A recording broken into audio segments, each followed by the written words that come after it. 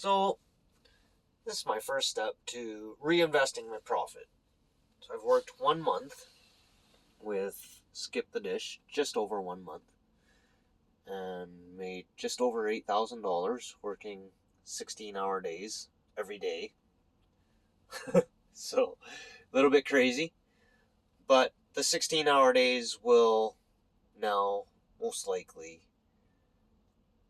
discontinue. I'll still do the odd 16-hour day, maybe on the weekends or something as such, but that's the whole reason why I've reinvested my money into what I'm sitting in now. And what you're seeing is the inside of the smart car. Yes, I just bought myself a smart car. And we're sitting at the ferry because I missed the last ferry because I punched in my credit card number wrong 3 times wrong last night and had to go reset it. So there you go. A few shots. Got a little bit of a dent in the door there. Otherwise, not too shabby. Sitting here right by the ferry, you can see all the industrial ships in the background. So there you go. Reinvesting the profit. So now, instead of paying $60 a day in fuel for the CLK 320, we'll pay $20 a day for the smart car for 2. It's a lot smaller, so we'll be able to park easier. We'll be able to turn easier because the wheelbase is a lot smaller or shorter in stance. So therefore, it's going to benefit us in many ways, more than one. It doesn't quite have the speed as the CLK 320, but we do have options now of standard. We can use the paddle shifters, boom boom, or if you push this button, apparently it goes into automatic mode, or I can just shift, it's in neutral right now, shift and just push forward to change gears up and pull back to change gears down. So I'm kind of happy. It's got a lot of torque. It's a little bit slow off the hop, but she's a diesel. But once you get her going, she's a hopping. And it's definitely not a highway vehicle. You can do 100, but with the wind, this thing gets blown around quite a bit. Just driving from Coquitlam to Tawasin Ferry here, I was getting blown around quite a bit. You bounce around on the roads a lot. It's like driving a little go-kart. I actually thought it would be easier to drive this than it is to drive. It actually feels quite stiff, and takes a little bit to get going right off the hop. So it's going to be a little bit to get used to, but I'm already noticing the benefits with parking and turning. So I can turn in a tight radius, which is great, and I can park very quickly and easily and pretty much anywhere. So that's the first step to the reinvestment of profit. We are couriers and we are a business, so we must act as such. So next week, I must reapply for a new name, and if it doesn't go through, then I'll just take a numbered company and then go forward with that, with registering the business so that I can get a business bank account and then get commercial insurance on the business and commercial insurance on the vehicle, and also get my WCB set up so that I'm properly set up as a contractor in all legal manners. And then once that is done, I should be able to apply for the $100 a year commercial parking ticket so that I can park wherever the curb's painted white in commercial zones, whether it's, and if there's a red sign where there's a permit required, I will be allowed, and therefore be one step above the average rookie courier. So there you have it, the new smart car. This is the purchase of the day. Now, being as silly as I am, don't tell anybody, but I don't have the insurance money until Tuesday. It's supposed to come out tonight at midnight. I paid the GST. It was a little bit higher than anticipated. I spent $360 on the GST, and then my insurance is going to be $117 a month. So, oops. But we got the vehicle. I seem to like to stress myself out. You can see she's very low kilometers. Very nice.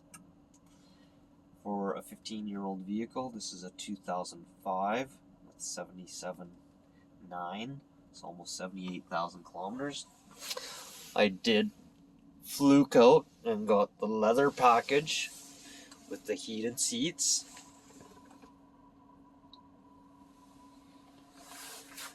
And the first owner put in a backup camera, so I actually have a screen to see behind me, which is quite funny because the vehicle's really not that big. Like, come on, there's the camera, there's the back window. Like, that's kind of silly, but the feature is there. And then obviously the reminder that it's diesel fuel, has the CD player, and funny CD slots for holding. Oh, what's that? A fold-out ashtray. How cute. The light for up top. I don't know what these are, but one spun out. Anyways, maybe I can mount stuff down there. So that's going to be the next thing, is to figure out how to mount my phone into the car. There's my bag. Took the camera bag for the trip. The old Peak design. Alright, so now I gotta wait an hour to get on the ferry. And get to love the lovely view of shipping containers. Gotta love it. Beyond that, yeah, I've got just enough money for fuel to operate for Saturday, Sunday, and Monday until I get paid for Tuesday. I think I'll be able to manage. If not, well, I might have to take Monday off.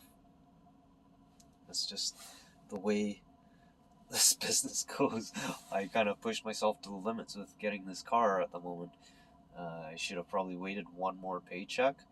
It was actually kind of funny because when I went to the bank this morning to get the last $40 I needed to pay the fella, because I took money out for bus fare, I saw another vehicle pop up online almost exactly the same, except for without leather and 20,000 more kilometers on it, at roughly the exact same price point.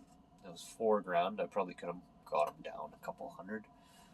But that being said, yeah, I could have waited a little bit longer. I wouldn't have been stressing out about money, but I would have been spending more money on fuel with the CLK, and I wouldn't have had the time off that I had. Wednesday I took off, Thursday I took off, and now Friday I've taken off. I was booked in for Wednesday and Thursday. Wednesday I slept like 14 hours. Thursday I left my house at 1. I didn't get to the hotel until 6:30, 7 o'clock last night. Google was right, it was a 3.5 hour trip, but for me to jump on the bus, like, I had the anticipation I had to walk to the bus station. I ended up getting a ride, jumped on the bus, had to wait at the ferry for an hour, and then after that it was just hop, hop, hop, jump from the ferry onto the bus, onto a train, onto the train, onto another bus, and it was just very fast, quick moves. Like, I had just a matter of minutes to get to the stations. So Google, it was pretty impressive there how they're set up to be able to guide you along the lines of public transportation. Quite a bit different than vehicles. So I was kind of impressed with Google at that point. But yeah, it still took a lot longer than what the map says it's going to take. So I'm glad I took the 2 days to get here, because if I would have left at 6 o'clock this morning, I'd probably still just be dealing with purchasing the car now at the insurance at the very last minute. So taking the extra time to get here, staying overnight, was definitely worth it. But it's been that little bit of a struggle. You've got to push the barriers a little bit. I just had the money to be able to do this. I purchased the car. I got them June down a little bit, so that is down to $3,500. I had to pay $360 for the taxes. I still have to pay $116 for my insurance, which is gonna bounce, but I'll end up paying it on Tuesday once I get paid. And it's unfortunate, but it is what it is. I'm booked in for Saturday and Sunday, so I kind of got to work those days. I shouldn't, because it is what it is. I got to work. I got to make money. The point that I was getting at now. I keep getting off topic every now and then.